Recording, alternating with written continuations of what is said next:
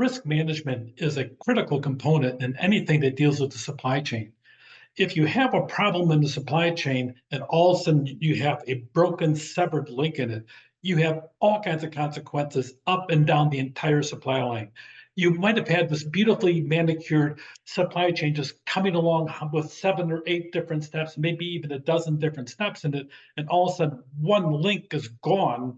All of a sudden the entire thing, all the people that are employed in it, all of a sudden they don't have work because everything comes to a complete standstill. This is what happened in the year 2011 with Nissan. Giant wall of water, 120 feet tall, and plus above that came cascading in to inland to Japan. Japan is a country that has almost no natural resources, but has, quite frankly, some of the smartest people and some of the best planners on planet Earth.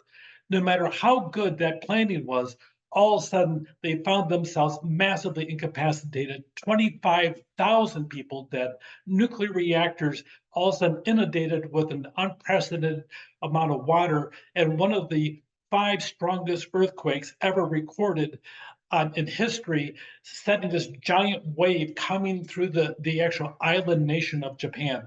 It was awful. It was terrible. By the time it was all done, the supply chain base, especially that of Nissan, was devastated.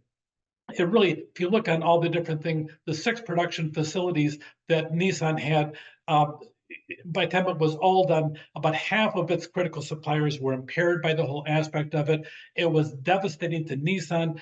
Every single auto manufacturer in Japan, and there's several of them, they all had to slow down, but especially Nissan because it was in close proximity to where the actual source of the giant tidal wave came in.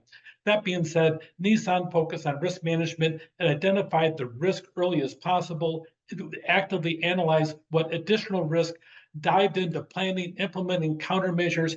They worked day and night to make it happen. And if you ever know anything about the Japanese work ethic, they work nonstop. Quite frankly, historically, in about 2015 to 17, the Japanese government had a whole program trying to get Japanese workers to leave work and go and spend time at home because too many employees were dying at their desks, because this is a nation of hardworking and strongly ethical people. It's incredible as to who they are. But here you saw Nissan rising to the most difficult situation ever faced by them as a nation. They shared information with each other, allocated supplies to make certain that as quickly as possible, they restored portions of the supply chain just to get things going. They managed the production and the empowered action. They pushed decision making down, and they did a couple things to go in the process to make certain that people didn't get advantage in the aspect of, oh, well, the politics over here and the politics over here. You're looking at different aspects. They were cautious even of that because of the wisdom they had in the planning process. In the 6 months after the earthquake, really production across all manufacturing in Japan declined 24.3%. It's incredible what happened, but incredible also the comeback. Keep in mind that Toyota still is the #1 world leader in manufacturing of automobiles and selling them. And they're a Japanese auto company, and they were also affected by exactly the same tsunami that came sweeping in, but they're not quite as much as Nissan. Competition in manufacturing industry leads to a lot of pressure to reduce supply chain costs. That said, we keep on getting leaner and leaner and leaner. And as you already know, inventory is a giant area that we want to always control. Nobody wants to own inventory. When you keep on, I don't want to own inventory, that means you're stripping out a safeguard. Keep on stripping it out too much, and all of a sudden, a tsunami that nobody would ever expect comes out of nowhere, and all of a sudden, your lean manufacturing process is not lean. Now it's mean because of the fact that no inventory is anywhere along the line because you stripped everything down. As offshoring and globalization and manufacturing continue to grow, supply chains are becoming more diverse. And by becoming more diverse, that means you're looking at different aspects of it. Keep in mind, if you destroy a link in the process, which is what this chapter on risk management is all about, then all of a sudden you're more exposed to various types of man-made and natural disasters.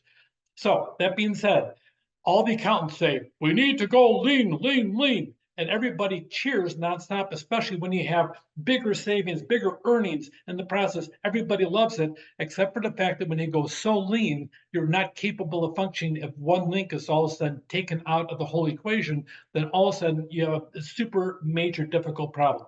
You need to identify the risk in the supply chain and pay attention to them, making certain you have some redundant features just in case this node of the supply chain is taken out. It's a big deal. There's a lot of sources to risk, especially when you have an entire global supply chain where you have stuff coming into your company anywhere from India, France, South America, Japan, wherever it may be. Whenever a link is missing, all of a sudden now you have to figure out and pay attention. What about products coming through different aspects like the Red Sea? What about aspects of going around the Horn of Africa? What about what about you have to figure all this out, all the whatabouts about the aspect of risk, natural disasters, geopolitical events, politics. Who knows? One country may also be taken over by a group that's anti-business. Who knows what may happen out there? Epidemics, terrorist attacks. They can shut down production lines. So you always have to know what the known risks are, but sometimes there we call them unknown. You don't know what's out there, and sometimes you know, and you know sometimes you don't know. So sometimes you got to know what you don't know. So that here's an example of some different aspects of risk. COVID-19, nobody expected that.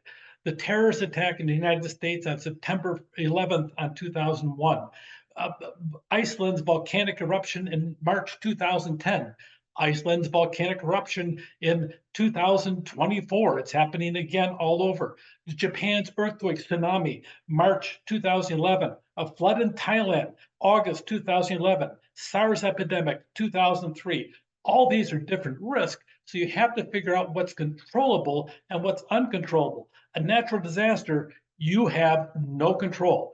Global political risk, you might have some preliminary knowledge, but the reality is you don't really know until it actually happens, and it probably is not controllable by you as an organization. Epidemics, terrorist attacks, environmental risk, that's all out there. Is it known? Is it unknown in the process? Currency fluctuations. You have no idea. One little scare over here in England can have an impact over here in the United States, all the way to Japan. You don't know what's going to happen out there. Once you identify the level of control, when you look over here and look at what's uncontrollable and what is controllable, once you know that, then you start evaluating the amount of risk in the process. We want to have define the expected impact of a product and the likelihood that that risk will materialize, and then also a direct impact on business. Typically we'll sit down and get the number crunchers together. We'll put a probability aspect of it, but you know what? Even if it's a 1% probability, sometimes that 1% doesn't materialize, but something you never expected happens in a process, and you have no idea what this horrible different thing may happen. All of a sudden, the challenge even bigger than you ever thought, kind of like a 120-foot tsunami coming roaring into your nation and wiping out 25,000 people. What an awful situation that was. So, a Nissan, okay, brilliant planners, but no matter what, sometimes your planning simply doesn't apply because something worse happens that you never could possibly visualize. But they took their plans and they adapted them to that moment, which is really the key of what we call excellent risk management, even in the face of the unknown process. Nissan came out of it somewhat stronger in the process because they did even better risk planning than we've ever seen before. But you also see as an example here in a lesson as to how to figure out what we don't know can hurt you. Planning does not always apply.